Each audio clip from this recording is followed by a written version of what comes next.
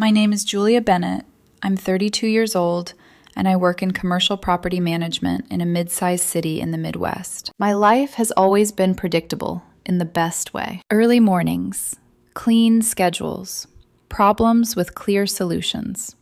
Systems that, if you follow the logic, don't fall apart. I used to believe relationships worked the same way. If you paid attention early, if you addressed small inconsistencies before they spread, you could prevent the kind of damage that breaks things quietly, permanently. I was wrong. Daniel Carter is 29, my fiancé, or he was. We had been together for 3 years, engaged for 8 months, long enough that our lives had started to overlap in ways that felt permanent. Shared expenses, shared routines, the same grocery list rewritten every Sunday. The same mugs somehow always ending up in the same spots. We didn't own a house yet, but we had signed a lease together the previous spring. It felt like progress, like structure, like something stable. The wedding was scheduled for late September. The honeymoon was already booked. 10 days overseas, everything paid in advance. From the outside, it looked like a clean trajectory, but there was always something underneath it. Daniel is charismatic, direct, the kind of person who fills a room without trying. When we first met, I admired that. I'm more reserved. I think before I speak. I prefer precision over performance. He used to say I grounded him. Over time, that changed. His honesty, what he called honesty, started to feel sharper, less like clarity, more like correction. He would interrupt waiters mid-sentence to fix minor details, argue with customer service on speakerphone like it was a public demonstration, tell friends their life choices were inefficient like he was auditing them. At first, I filtered it out. It wasn't directed at me until it was. Even then, I adjusted. That's what I do. I adjust systems until they work. But there was one variable that never stabilized. Melissa, his ex-girlfriend. They had been together for 4 years before me, long enough to build something that didn't fully disappear when it ended. According to Daniel, the breakup happened because she was emotionally unstable, too dependent, too uncertain about commitment. He framed it like he had outgrown her, but from the beginning, he insisted they stayed close. Not casually close. Necessary close. She doesn't have many people, he told me early on. I can't just disappear on her. At first, I tried to be reasonable. I told him I understood occasional contact, checking in, being respectful of history. What I wasn't comfortable with were the late-night calls, the private dinners, the tone in his voice when he spoke about her, soft, patient, almost protective. I set a boundary, clear, simple. I'm not okay with emotional dependency, I told him one night. Not with someone you used to be with.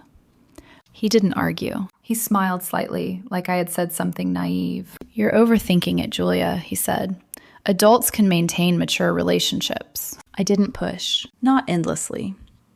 I repeated the boundary once more, then let it rest. Because I believed, at the time, that once something is clearly defined, it doesn't need to be defended constantly. For a while, it seemed like he adjusted, or at least I thought he did. Wedding planning filled most of our time anyway. I handled the logistics, contracts, deposits, timelines.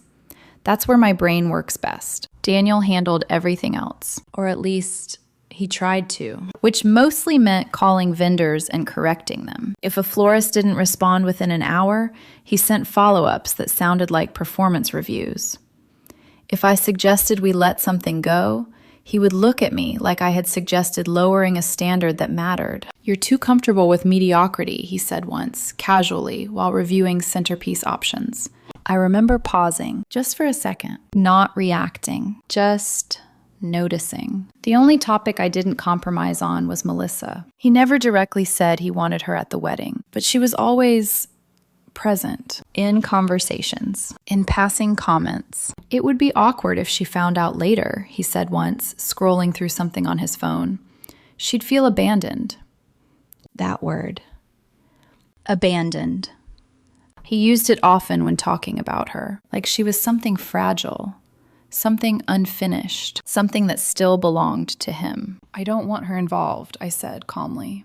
He didn't argue. He rolled his eyes. "You're threatened by someone who couldn't even keep a relationship together," he replied. That was 2 months before the wedding. That was also when the first real crack appeared. I came home from work one evening and found him in the kitchen, barefoot. Wine poured. Phone propped up. FaceTime. Not a quick call. A settled one. He was leaning against the counter, speaking softly in a tone I hadn't heard directed at me in a long time. When he saw me, he turned slightly, just enough to shift the screen away, like instinct, like habit. I didn't say anything immediately. I waited. When he finally hung up, I asked, "What's going on?" He shrugged. "Melissa's having a rough time again." Again. I nodded once. "And this requires that?" I asked, gesturing lightly toward the phone. He sighed. "You always make this weird." I felt something tighten in my chest. Not anger. Recognition. "I'm not making it weird," I said quietly. "I'm asking why it has to be private. Why it has to be late at night. Why it feels like I'm walking into something I wasn't supposed to see." He laughed. Actually laughed. "It's cute that you think you can manage my relationships like a project." That word again, project. Like I was reducing something emotional into something structured. Maybe I was, because structure is how I understand things. And what I was seeing didn't fit. I repeated my boundary. One last time. "No secret emotional partnerships," I said. "No late-night therapy sessions. No acting like her stability is your responsibility." He shook his head, still smiling faintly. "If you can't handle me caring about people," he said, "you shouldn't marry me." That sentence stayed with me, not because it was loud, but because of how calmly he said it. Like a condition, like a quiet warning. That night, I went to bed beside him and stared at the ceiling for a long time. The conversation had ended, but something else had started. Something quieter, something harder to ignore. For the first time, I wasn't adjusting the system. I was questioning whether it was built to include me at all. 3 weeks before the wedding, everything should have felt settled. Most of the major decisions were already made. Deposits paid, contracts signed, the venue secured, catering finalized, photographer locked in. We were past the point where backing out would be inconvenient, which is exactly why what happened next mattered. Because at that stage, people don't usually introduce new variables, unless those variables were never really gone. Daniel didn't bring Melissa up dramatically. There was no big announcement, no confrontation, just small insertions into otherwise normal conversations. Subtle enough that if I hadn't already been paying attention, I might have missed the pattern. "She's been having a rough month," he said one evening while scrolling through his phone. I nodded, not looking up from my laptop. A few days later, while we were grocery shopping, he paused in front of the wine section. "It's her birthday next week," he added casually. "She hates celebrating alone." I placed a box of pasta into the cart. "Okay," I said. I didn't ask follow-up questions. I didn't engage, not because I didn't notice, but because I had already drawn my line. If he stayed within it, we were fine. If he didn't, then I needed to see that clearly. Over the next week, the mentions continued, not frequent enough to be obvious, just consistent enough to feel intentional. "She's trying to get back into therapy. She's been feeling really isolated lately. She said she feels like everyone leaves eventually." That last one lingered. Everyone leaves eventually. I wondered briefly if he realized how that sounded, saying it to the woman he was about to marry. Or if, in his mind, those two realities didn't conflict. Wedding planning continued around it. Or maybe, despite it. I stayed focused on logistics. Final confirmations. Payment schedules. Travel insurance for the honeymoon. Daniel, on the other hand, became more reactive, more critical, more impatient.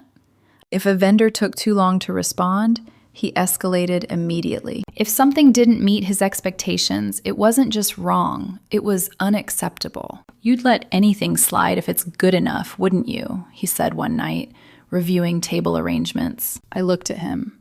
"Good enough isn't the same as perfect," I replied. He shook his head.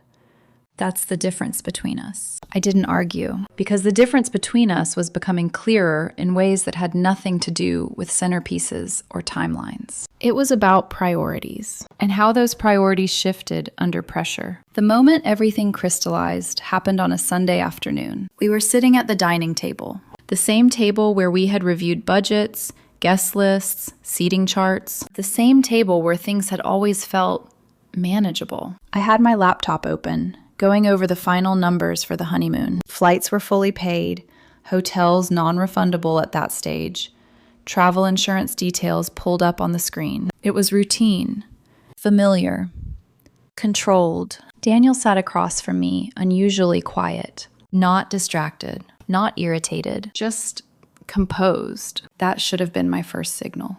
"Julia," he said finally, folding his hands on the table, "I need to talk to you about something." His tone was calm, almost clinical. The kind of tone people use when they already expect resistance. I didn't close my laptop. I just looked up. "Okay." He exhaled slowly, like he was organizing his thoughts. "Melissa's been going through something," he began.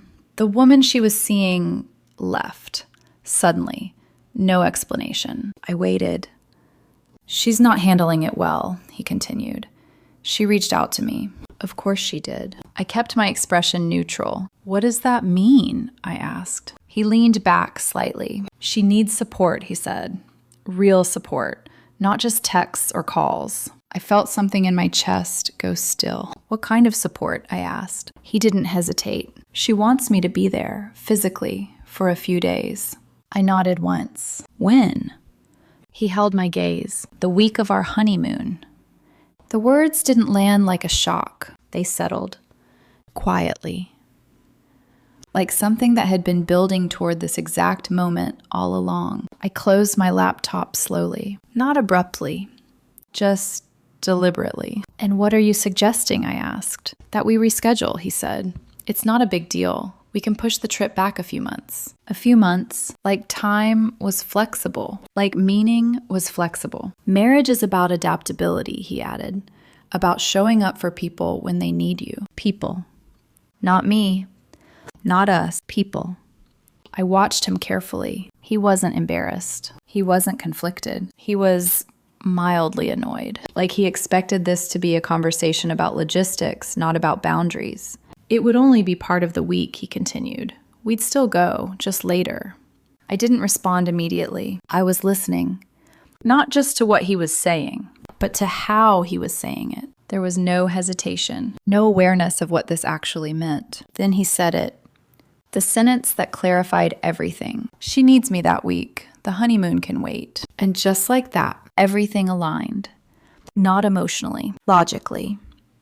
Because in that sentence, he had already made the decision. He had ranked priorities, and I wasn't first. I didn't feel angry.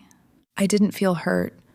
I felt clear, like a problem that had been undefined suddenly resolved into something precise, something measurable, something undeniable. I nodded once. "Okay," I said. He relaxed slightly, like he had expected more resistance. "I knew you'd understand," he replied. I almost smiled. Not because I agreed, but because in that moment I realized he truly believed I would adjust, that I would shift around his choices, that I would remain in place regardless of where he positioned me. The conversation ended there, at least on the surface. We moved on to other topics: dinner, small talk, background noise. But internally, something had already closed. That night, I went to bed at the usual time, set my alarm for 6 a.m., placed my phone on the nightstand, and lay there in the dark, staring at the ceiling, not thinking about arguments, not rehearsing conversations, just reviewing every moment, every boundary, every time I had adjusted instead of confronting. And by the time I fell asleep, I had already made my decision. I just hadn't acted on it yet. I woke up at 6 a.m., the same way I always do. No hesitation, no delay, no second guessing. For a moment, I lay still, listening to the quiet of the apartment, the soft hum of the refrigerator, the faint sound of traffic outside. Daniel breathing steadily beside me, still asleep. Everything looked the same. which made it easier because I wasn't reacting to chaos. I was responding to clarity. I got out of bed without making noise, moved through my usual routine: coffee, laptop, dining table. The same table. The same place where everything had shifted the day before. I opened my laptop and started with the venue. The contract was straightforward. Cancellation meant forfeiting the deposit. I accepted the loss, clicked confirm. No pause. Next was catering, then the photographer, then the officiant.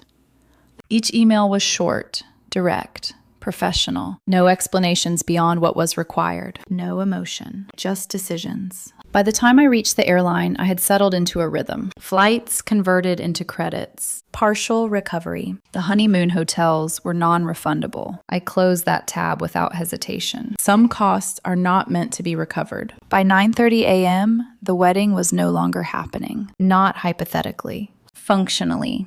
Over. I transferred my portion of the remaining joint wedding fund back into my personal account.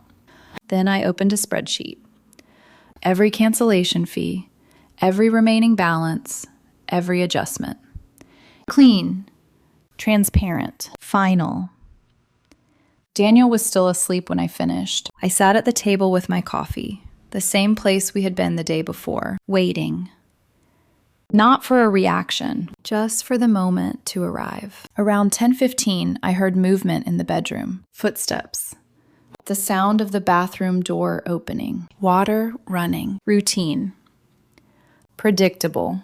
He walked into the kitchen a few minutes later, hair slightly messy, still waking up. "Morning," he said, reaching for the coffee pot.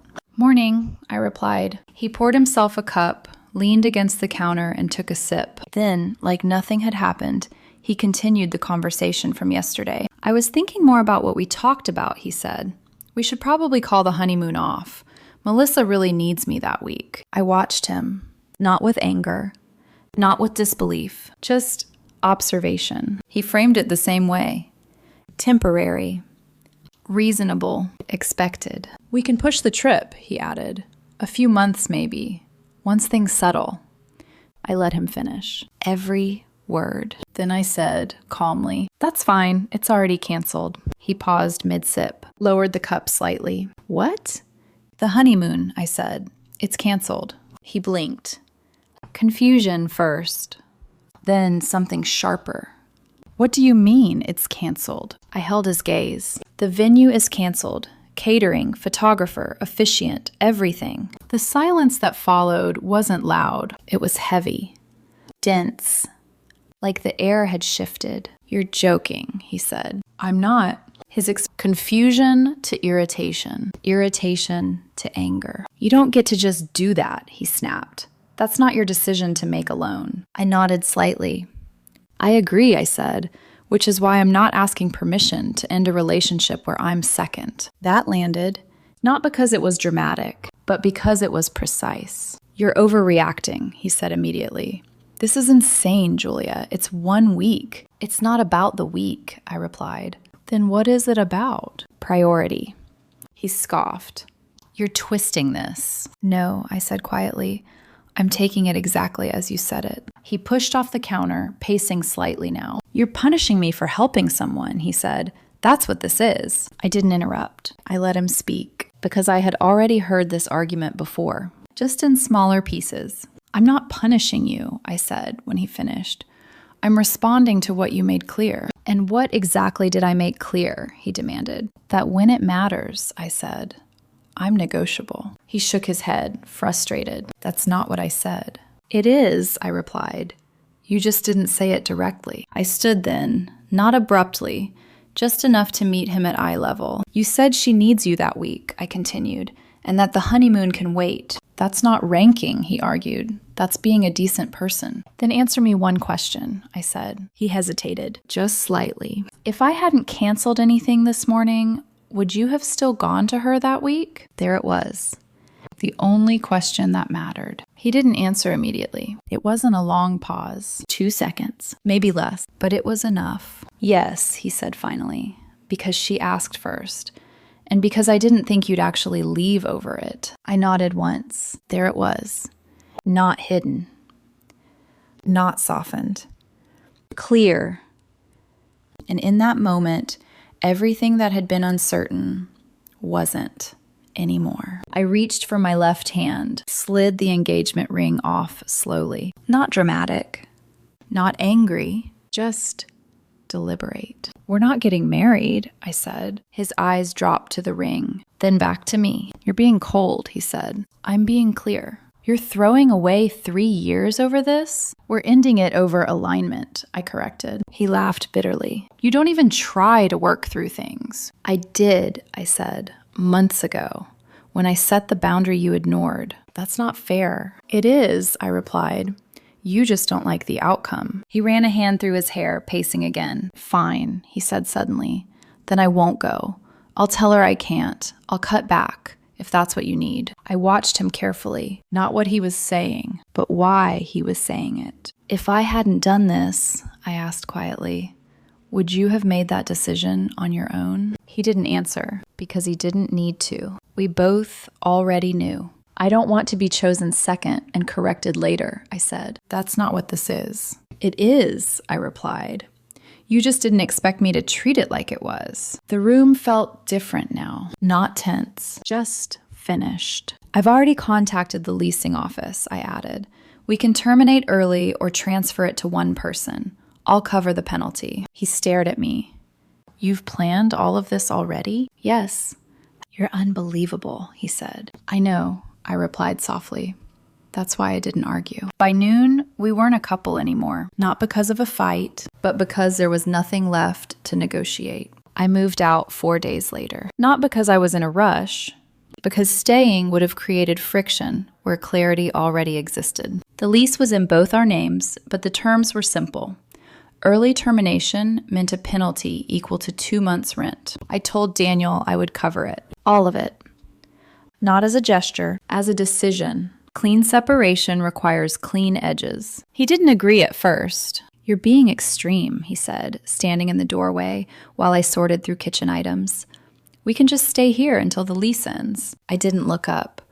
No, I replied. We can't. Why not? We're adults. Because proximity creates negotiation, I said. And I'm not negotiating this. That frustrated him more than anything else. Not the breakup. Not the cancellation. The fact that there was no space left to influence the outcome. I took a week off work, packed methodically. Furniture we bought together was listed and sold.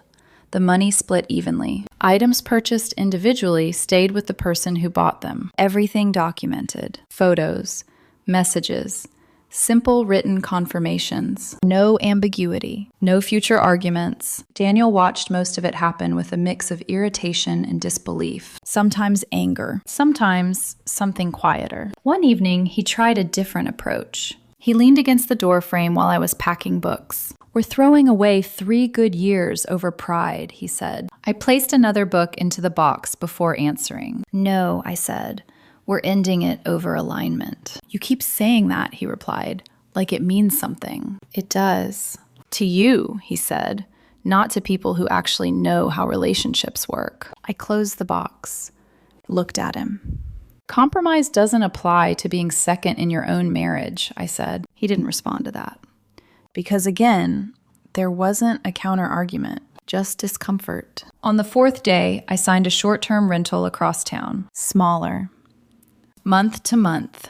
Enough space to exist without overlap. I hired movers for the larger items. Left the keys with the leasing office after a final walkthrough. Sent Daniel a brief message confirming utilities were closed and that the security deposit would be processed accordingly. Then I blocked his number. Blocked his social media. Not out of anger, out of prevention, because I knew how this part usually goes. Late night messages. Half apologies. Just checking in. I wasn't interested in the slow reopening of something I had already closed. The silence that followed was immediate and unexpected. For the first time in months, there were no interruptions, no notifications, no indirect references to Melissa, no tension sitting quietly under normal conversations, just quiet. A clean, uninterrupted line. I didn't feel devastated. That surprised me. I felt resolved. About a week later, the emails started. Since he couldn't reach me directly, Daniel shifted channels. The first one was short, sharp. He accused me of humiliating him, said I had embarrassed him in front of friends and family by canceling everything without warning, said people were asking questions he shouldn't have to answer. I read it once, closed it, didn't respond. The second email was longer, more controlled. He said Melissa had stabilized, that he had told her he couldn't be her primary support anymore. He framed it as growth, as realization. I see things differently now, he wrote. I want a future with you, not with her.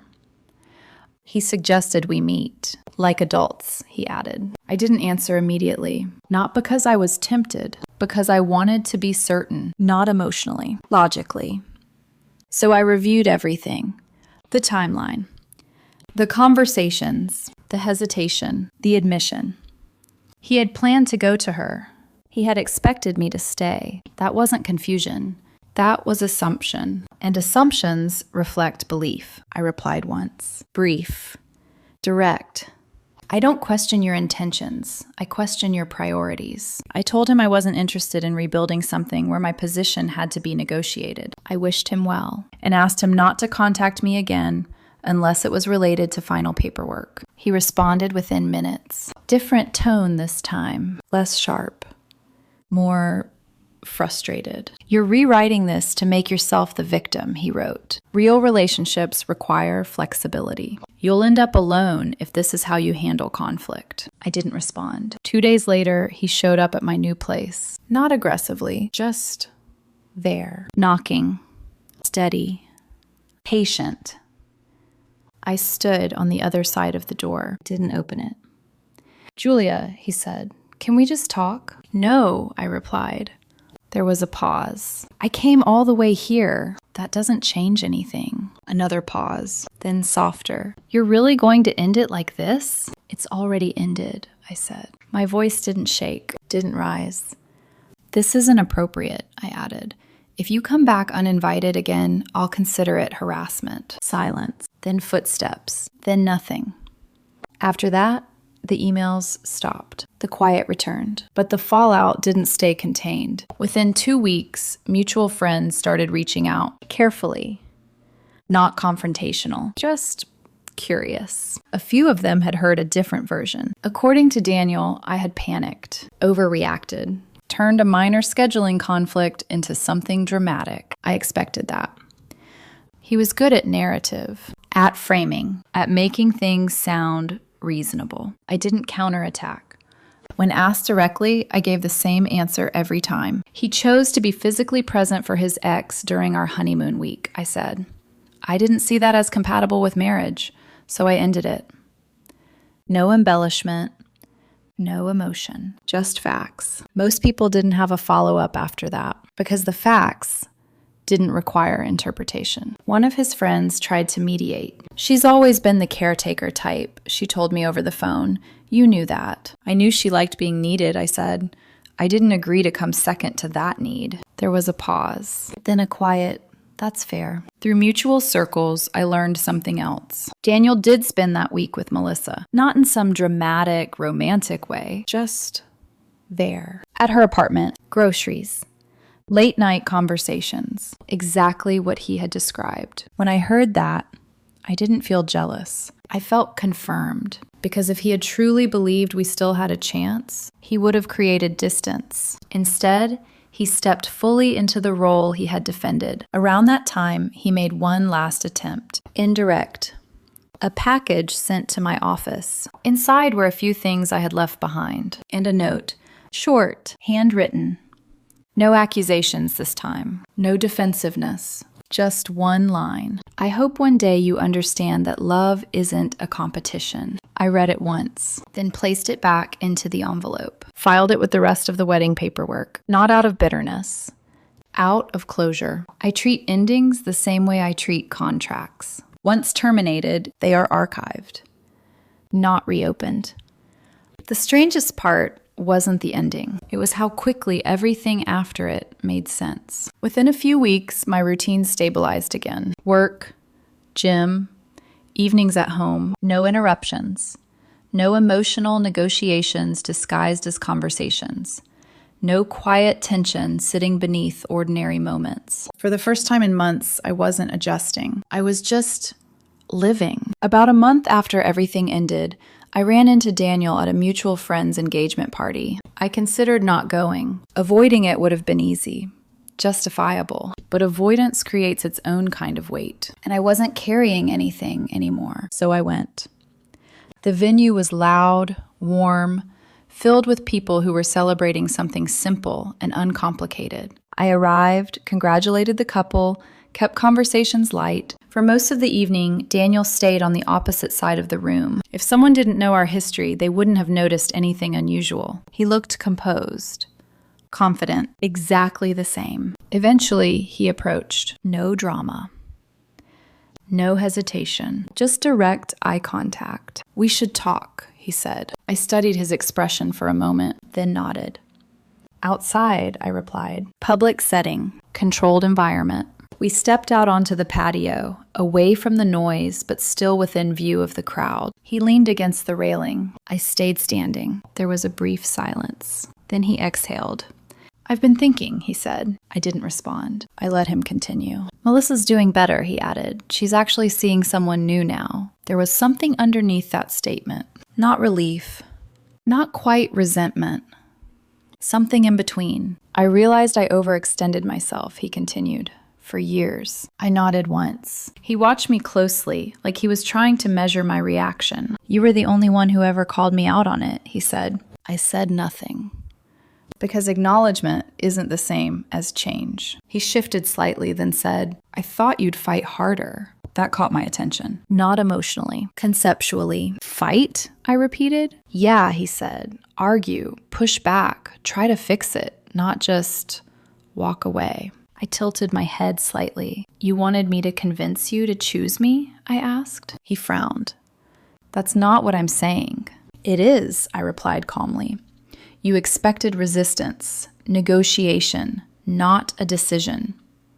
He looked away briefly. "That's what relationships are," he said. "You work through things. You don't just leave when it gets difficult." I let that sit for a moment, then answered. "I didn't leave because it was difficult," I said. "I left because it was clear." He exhaled sharply. "You're making it sound simple." "It is simple," I replied. "You just don't like the outcome." He shook his head. "Love isn't about keeping score, Julia. It's not about who comes first every second of the day." "I agree," I said, "but it's also not about being second when it matters most." That landed. He didn't respond immediately. Instead, he studied me, like he was trying to find something familiar, something he could still influence. "You think I didn't choose you," he said finally. "I think you expected me to stay regardless of your choice," I replied. Another pause. Then, quieter. "That's not fair." "It's accurate." His jaw tightened slightly. "You're not even willing to reconsider?" he asked. "Not after everything?" I met his gaze. "No." Not harsh. Not emotional. Just final. Not because I hated him. Not because I wanted to punish him. Because I believed what he had shown me. Under pressure, he chose where to go. And I wasn't the first place he went. He nodded slowly. Not surprised. Just confirming something he already suspected. "I guess I underestimated you," he said. I almost smiled. "Most people do," I replied. We stood there for a moment longer. Nothing left to say. No unresolved tension. No lingering questions. Just closure. We walked back inside separately. I stayed for another hour. Talked to friends. Laughed when appropriate. Kept everything surface level. Then I left. I didn't say goodbye to him because there was nothing left to end. That was the last time we spoke. It's been 8 months since that morning. The morning I canceled the honeymoon, the wedding, and the relationship. From a logistical standpoint, the consequences were straightforward. I lost some deposits, moved twice in 1 year, explained to extended family why invitations were rescinded. None of that was pleasant. But all of it was manageable. Money can be earned back. Reputation stabilizes when you stay consistent. What stayed with me longer was the clarity, that moment at the table when he said, "She needs me that week." He expected negotiation, compromise, adjustment. What he didn't expect was that I would take his words at face value and act accordingly. I don't think he was a bad person. He wasn't secretly in love with Melissa. That would have been simpler, cleaner.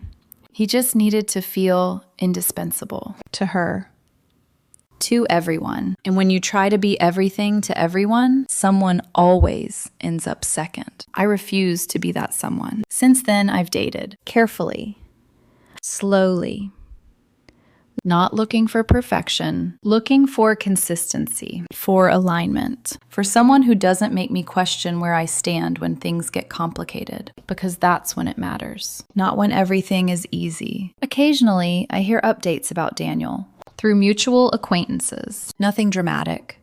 He moved apartments, changed jobs. Melissa isn't a daily topic anymore, which is ironic. I don't feel anger when I hear his name, just distance. If I had stayed, if I had argued longer, if I had tried to compete with his past, we might have made it to the wedding. And then I would have been legally tied to someone who saw my place as flexible, adjustable, negotiable. Canceling everything in one morning looked extreme from the outside. But from the inside, it felt proportional. Because sometimes the cleanest decision is the one that leaves no room for reinterpretation.